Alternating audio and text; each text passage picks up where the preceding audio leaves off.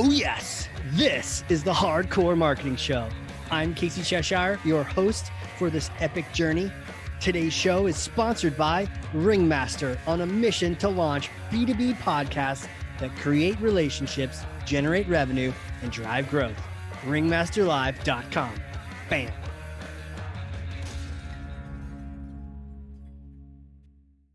All right, this is happening, and we're about to begin a crazy adventure.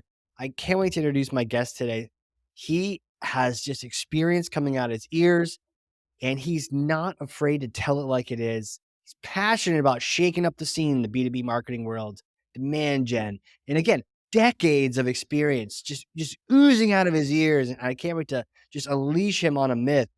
He has actually done so many crazy things. He actually managed to 4x inbound demand his first year in one particular organization. We're going to talk about different ways that you can think and then grow these programs. Man, he loves buyer-centric marketing. He is a fellow podcaster, host of The Loop, VP of Marketing at Cognism. Liam Bartholomew, welcome to the show, sir. Hi. Thanks for having me. Did you get lost? I got lost in your introduction. You're doing so much. Yeah. No, I did. And I was like, wow, is that me? I feel, yeah. I was like, yeah, very nice. Very flattered. Thank you. Sure. So I'm going to stop talking. I'm going to pass you this thing. It's heavy, but clearly you work out. 1 second. Okay, here we go. Thor's hammer. Okay. Grab that, sir. Take that. You got it? Yeah. All right, great. All right, take Thor's hammer, smash for me some kind of myth, bogus strategy, misconception, set the record straight once and for all. Okay, so my myth is that the traditional marketing funnel doesn't exist. So we know that buying decisions aren't linear. So why are we always trying to force people down an artificial funnel? And that's what I really want to ask and get to the bottom of. And we know as well that when we try and attribute to this artificial funnel, that we end up creating, poor leads and using poor marketing tactics. So really want to smash that this traditional funnel that we all use, it doesn't actually exist. It's all made up. Where did this come from? Why did we glom onto this thing? Yeah, I think you're right. I think part of it's come from vendors, right? Who it makes sense to sort of like create a funnel that's like easy to follow and will help like sell their products, right? Where you can, if you've got like a CRM, like Salesforce, where you can track a lead, follow it through to that contact and to that opportunity on the ways down to closed one. It makes perfect sense for, these marketing automation systems and CRMs to perpetuate this, because then they can say, look at all this stuff you can do and you can perfectly track it. And, you influence this one person in XYZ ways and they slowly move down. And then you can see that this one white paper download led to revenue. And it's a great story. And, there's some elements of it where you can track it perfectly and it does work. So there is like, some truth in what can be said. And then that's become like these big pieces of tech that become such huge parts of our marketers' lives, have them being able to perpetuate this. And then, on top of that, then you get like professional services like Gartner and Forrester just telling the same story and teaching the same thing. But actually, none of the vendors or the consultants are actually executing on this. And then sometimes when you really break it down and assess it, you can see that it's broken really. And it's not something that, it's not really how buying decisions are made, which we know just by thinking critically about how we buy anything ourselves. Yeah, I mean, I'm just thinking of some of the recent purchases I've made. It's been more like a random line drawing all over the place and talking with people and going over here and then going over there. Yep. And if you tried to have me in a one-way direction, I don't think that would work. I think I'd be driving against the flow of traffic on that one. Right. Sometimes I buy probably in this perfect linear way. Sometimes that does happen. I'm not saying it doesn't, but then other times I would, my first touch with an organization could be like years before, then I'm not ready, then something changes, and then randomly I'm now got a need, and then I get a cold call and then I buy. Other times I've maybe followed a company for years and I'm being nurtured and educated and I love them. I've just never had the need or the ability or sign off to purchase. And then all that nurturing works because when I do, I go forward with it. So Yeah. there's so many different ways that you could get from point A to point B. And like it doesn't all fit this perfect awareness, consideration, uh, persuade, convert. Like I'm in different areas of that funnel the whole time. But to kind of devil's advocate, doesn't it kind of fit that, or does it not at all? Do we literally in our buying process skip around, like we jump to some late stage thing and then come back and then, you know, how what have you seen in like in real life? Does it just break all the rules?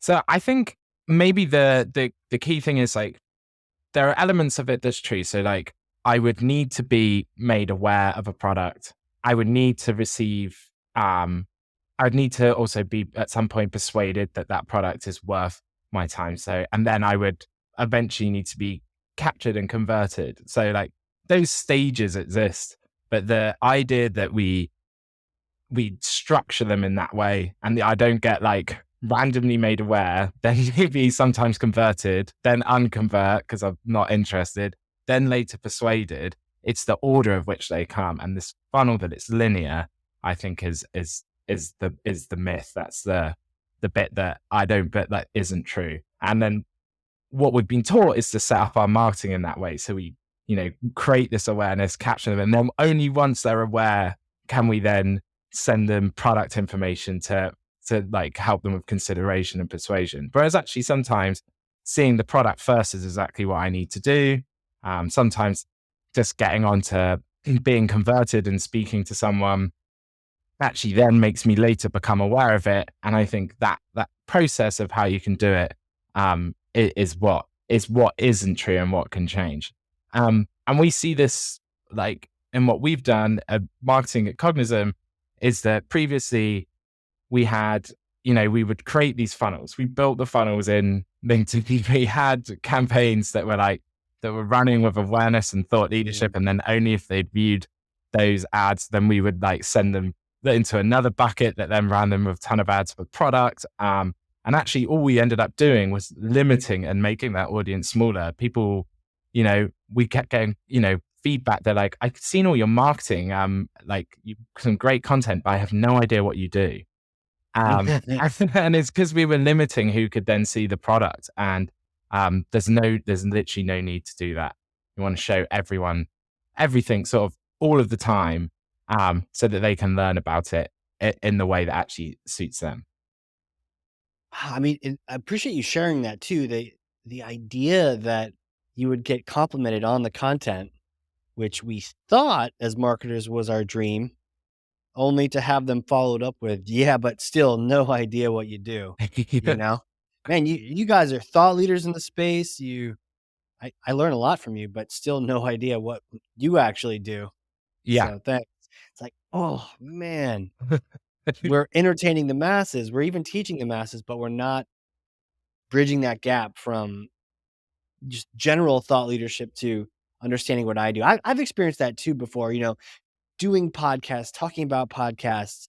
And then I remember having a conversation with someone after a podcast and they asked me who produced my podcast. And I'm like, I do. We produce podcasts at Ringmaster. Like somehow I had missed that communication. Mhm. Uh, and so I mean, let's talk more about how you solve that Mhm. and how you're not so fixated on the content, but on the end result. Yeah. So I think the way we really solved it was we had to think about our content in um, different levels, right? So how we then broke that up is we have on, and this is when I think about how we structure it, particularly for like paid. We'll have like thought leadership content. We'll have content, what we then call content bucket, which is content with a dotted line back to your product. So like thought leadership Mhm. might be we're talking about the ethereal, like the like lead gen to demand gen, or like, how to like how outbound is changing. Like there might be like some of the topics we talk about. And then when you get into content, we're talking about uh, things with a dotted line back to the product. So it might be like for us, like cold calling, because you know, obviously use Cognizant's data to connect with the right person, and that's really important. Or it might be, you know, how to build better audiences in paid platforms, because you can use Cognizant's data to do the same thing. And we don't necessarily talk about the Cognism itself, but there's a use case in what we're talking about that you could take back and use our product in. And then after that, we have buckets for product value, as we call it, which is literally, you know, content around the product, showing how it works, things it can do, Mhm. use cases, value that meets the pain points of that persona that we're targeting. And then social proof, so we can show people how to that persona how someone in that their sort of market with the same role of them have used the product and love it.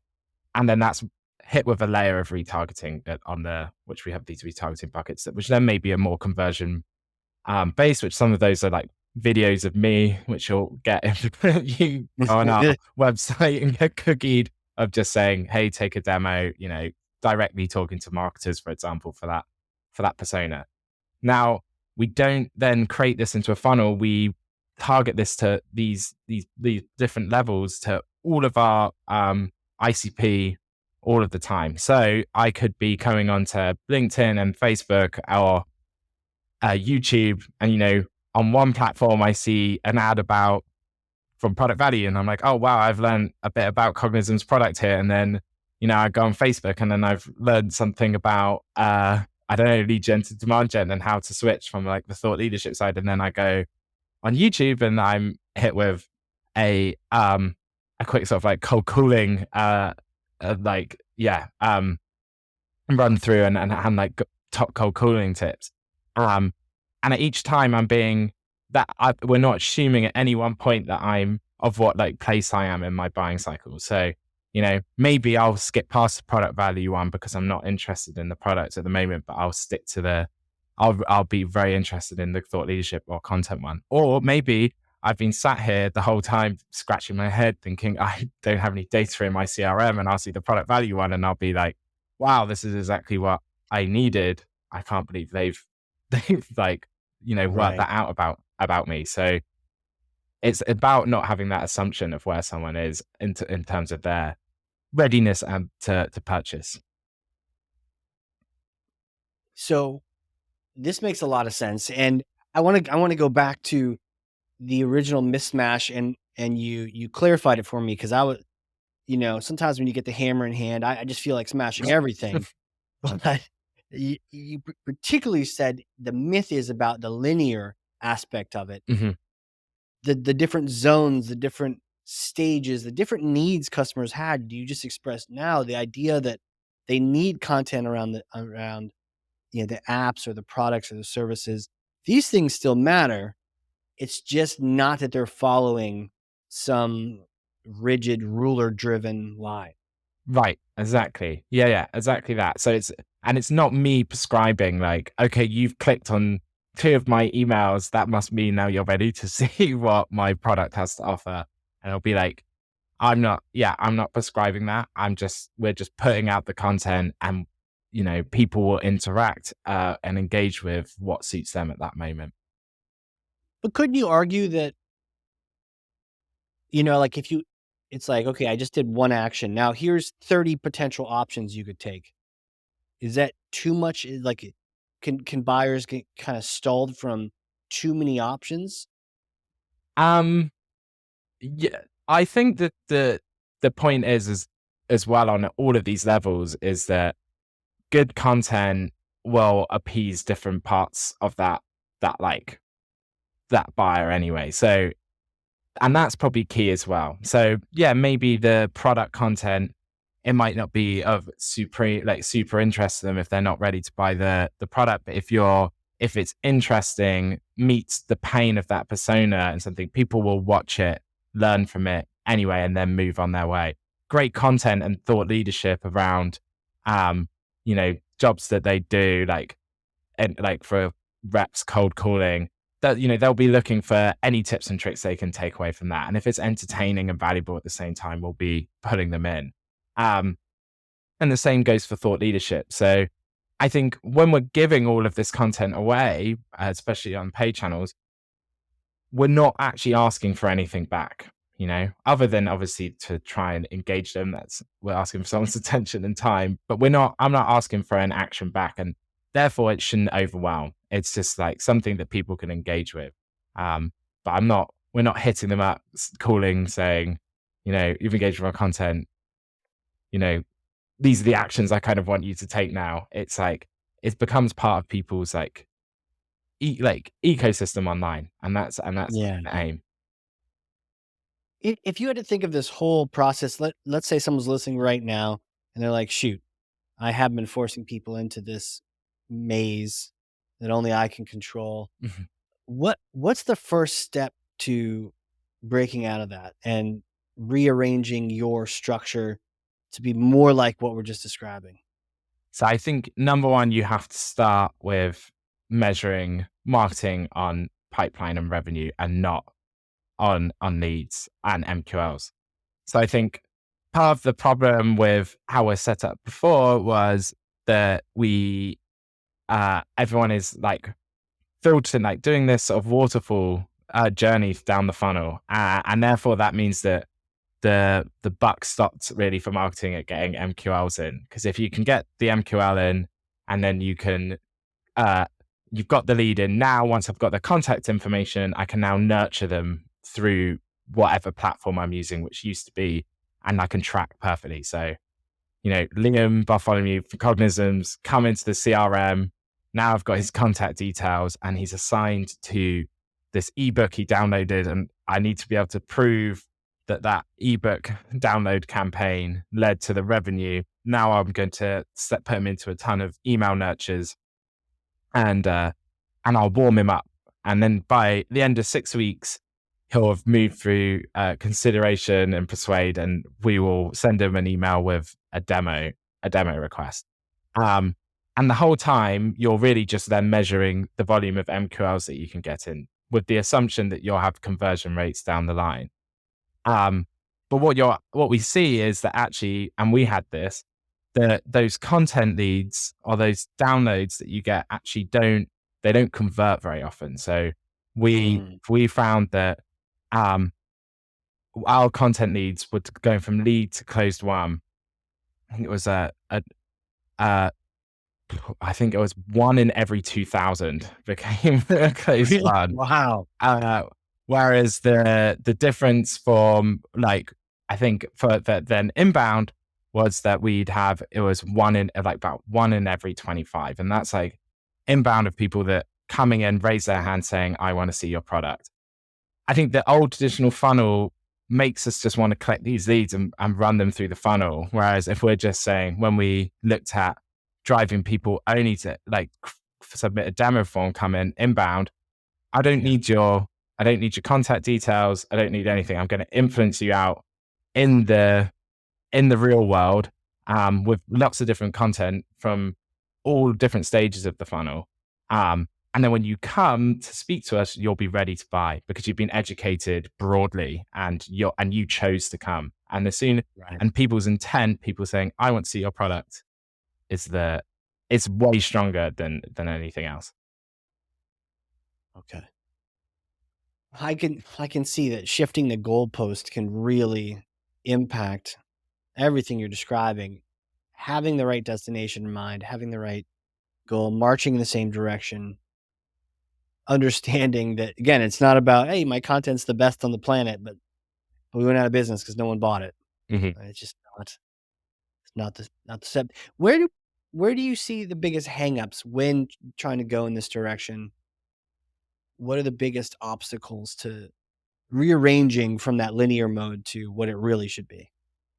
Yeah, I think one of the biggest obstacles is being able to just, I think, create a sort of like a content engine that services everyone. So at the moment, I know when you start off, you probably are set up, I think, in a way to fit that sort of linear model, and you'll be your marketing team might be completely aimed at creating this sort of like lead gen content, ebooks.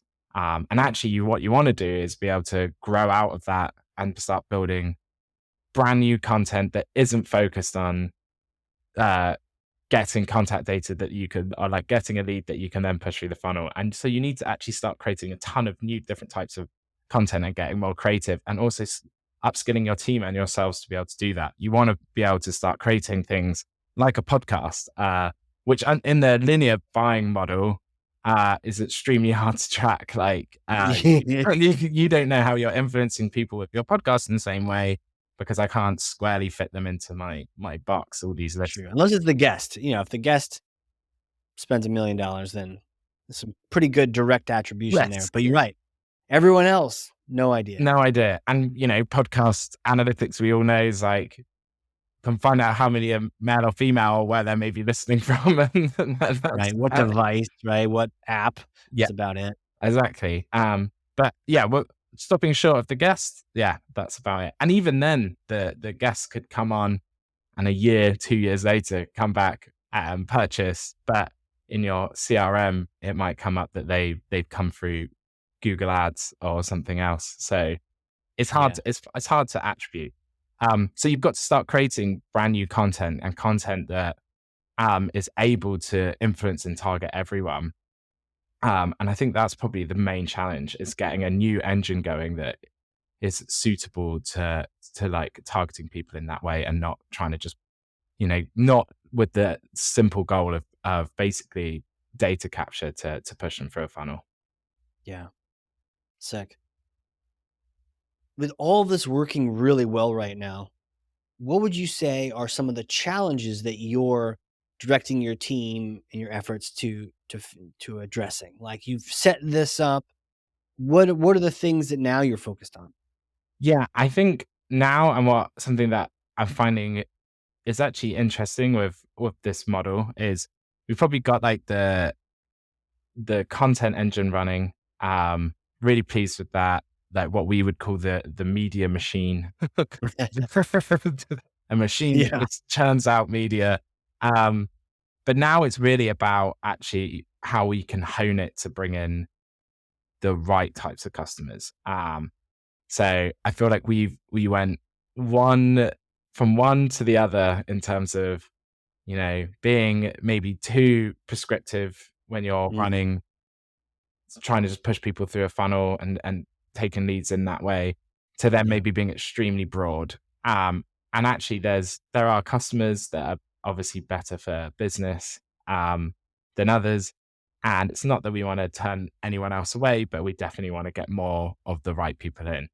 Um, so now we're trying to lay, I suppose, on top of that media machine that creates all of the great brand awareness, some super targeted marketing where we're creating very specific content for like high value target accounts. And I suppose sort of move more towards sort of like account based marketing. So it's trying to Yeah. merge the two together, this great demand gen approach and this great account based marketing approach. It weird sometimes when rivers come together, they get all crazy in the part where they do. Yeah. What kind of what does that look like though when you merge these 2 efforts? What do you think that'll be? What do you think that'll turn into? Yeah. So I give actually some example of where we're starting. So at the moment, we have campaigns running that are targeting different segments. So the demand gen element, so it'd be broad segments. So we'll have sales persona, marketing persona, rev ops, and we'll do that at SMB, mid market, enterprise. And that will have those different buckets that I suggested, where we're providing content all the time. But then now layered over the top of that, so that's influencing everyone, hopefully. But then layered over the top of that, we'll have one-to-one ABM campaigns where we're targeting specific companies from target accounts that we're desperate to get in and to influence. And then also one to few on industry specific campaigns where we can actually make that messaging super tailored to that industry as well. And we're not being too broad. Um, and the hope here, and we kind of really recently started this on on this ABM side. But the hope is that with the wider catch-all campaigns we're still influencing, but then we can actually show them real value with really highly targeted Mm, content that speaks to them. And then they might see that ABM campaign go away, come back and engage with some of our broader campaigns. And then all of a sudden we'll feel like we're sort of everywhere at once. Um, and like the big demand gen net is actually, supporting the ABM efforts at the same time. gotcha. Cool, man. Cool. I like that. Well, really, all this has me thinking, like, man, you know all these things. Who are you? Who the heck are you? How do you know this stuff? Can you take me back in time? Little Liam days, did you know you're going to be a marketing leader on podcast, teaching the world about a better approach? Like, take me back in time, little Liam days. What were you thinking about? Yeah, that's a really good question. So yeah, I mean, no, I didn't really know I was going to get into B2B marketing, and not didn't know I was going to, get into the point that I'd be talking about it. I'm not sure if that's actually something, maybe I don't know if younger Liam would be particularly proud of that. I just think it was extremely lame, but Right? we'll find out. Like, what are We'll you doing? uh, um, no, I mean, I went to uh, university fully wanting to be a psychologist, actually, and I did Wow. psychology at university, and then finished university and decided I didn't want to do that anymore because it sounded incredibly emotionally taxing. So Yeah. I thought, no, I kind of want I want an easier life, and I got my first job starting at Thomson Reuters in the support team just because I just wanted to get some work under my belt, Sure. and moved into B2B marketing there. And then that's in fact where I met Alistair Corsi, who's the CMO at Cognism. And when she started at Cognism as head of marketing. It was she was building out the team from scratch. Yeah. And she messaged me being like, do you want to come join me at this crazy startup? I'd love to work with you again. And yeah, managed to convince me. And yeah, I suppose now I haven't looked back. Man. It's crazy. It's crazy to think that, you'd wind up all of and now, I mean, now you really are at the forefront. You've sensed that the market is actually this way, right? It's not this myth that we're all following into. And now you're making things happen. I think little Liam would probably be pretty stoked Yeah, to know I you're on hope podcasts so. and stuff and yeah. Well, I got I've got a hypothetical question for you if you're Okay. ready. All right, you see, I may or may not have a time machine here in New Hampshire, right? So, all right, you come visit, business trip to Boston, right? Have you drive up, get some lobster, get some beer, and then you use the time machine, right? It's in the backyard covered in a tarp. So, but it's a particular kind of time machine because you go back in time and you get to meet yourself. You get to meet yourself a couple days after school. College is done, the studies are over, you're fresh into the working world. You get to go visit that Liam. What kind of things do you tell yourself? What kind of advice do you give yourself? Yeah, I think probably the main thing for me is, and uh throughout my career really, especially now, is probably the thing that I've lacked the most and I would like to always address is confidence. I find that that's something I doesn't come naturally to me to always be able to step up and say my ideas in a room, especially if there's other more confident people. So I think I would always want to tell myself, I suppose, to have the confidence in what I do know, and that also and to say it and just be confident about it, project it. And then also to have the confidence to just say when I don't know and that's actually totally Yeah, fine, or just to be wrong, which is also completely fine. Um, and I think maybe that's where the fear comes from, confidence just yeah. in what you're saying and whether it's actually going to be the right thing or not. Powerful words, man. Just I mean, to have the confidence. I think when we're young, we think we need to know everything, but smartest person in the room usually isn't the loudest, and usually isn't the one that knows everything. Right. It's the one that asks all the questions. I mean, good questions are so valuable. It's crazy. Yeah. It's crazy, man. Sometimes, yeah, but I think that's the one that's easy fooled, and I probably would before that the loudest person I just always assume is the most confident. Even like some, or the most correct as well, like I'm competent. And sometimes I would, sometimes you sit there and you listen, and at first, because someone's speaking, you're like, they must be right. And then later Yeah. I'm like, no, hold on a minute. Right? Yeah.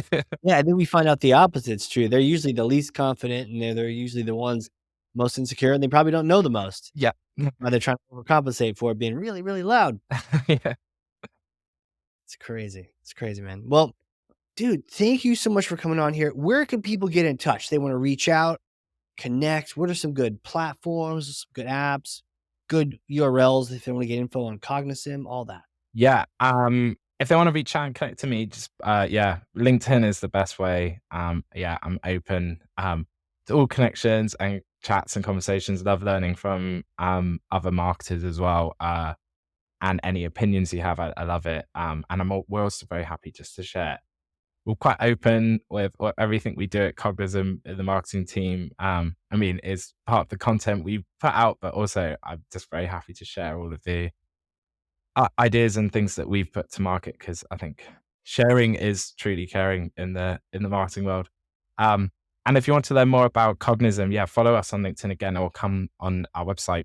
Um, we also have different podcasts for different personas. So if please subscribe to The Loop if you're a marketer, and then we've got Redefining Outbound if you're in sales, or RevOps Review if you're in RevOps, which are great ways to find out a bit more about the topics we talk about and what we do. Um, I am also dotted around in different communities, so you'll probably find me. I can't even keep track of all of them, but if you find me on any of those, What are your favorite ones? What are the ones you use the most often or you're yeah. active in? So we're still. I think the ones that I'm in the most. I'm in Exit Five, David Gerhardt's, of course. Where I'm in the vault with Refine Labs, and in Metadata's customer community as well. And there's also uh, the Adam Holgram's demand gen community that I'm in for that, which is very focused on European marketers. So, and I've met lots of different people in there that our global head of Bay, Chambert Becker, I met in that community as well. So yeah, if anyone ever wants to ping me on a community and not You're LinkedIn, everywhere. I should be around. Oh, man. Well, this is great, man. Thank you so much for coming on here, schooling us all on mixing up that traditional marketing approach, crushing the funnel, the linear funnel, just smashing that thing with a Thor's hammer. I really appreciate you coming on. Thank you so much for having me. Really appreciate it. Hell yeah. Hell yeah. And if you're listening to this and you learned something, and I freaking know you did because I literally have 2 pages of notes over here, then share this episode with someone else. One person, two people, 9,000 people. Doesn't matter how many people, but just put your thoughts on it. What was your takeaway? What was your one thing you're going to take action on here? Maybe it's that step away from forcing people into a path that they don't really want to go. Hey, we can all relate to that. So maybe you start reflecting your marketing that way too. And if that's how you feel, throw it in the comments, share things, tag Liam, tag myself. We'll hop in there. We'll have a nice little healthy debate. We'll drink some beers and we'll have a great time. And with that, Liam, thanks again, sir. I appreciate you. Thank you. Thank you. All right, everyone. This has been a crazy cool episode of the Hardcore Marketing Show. We will see you all next time.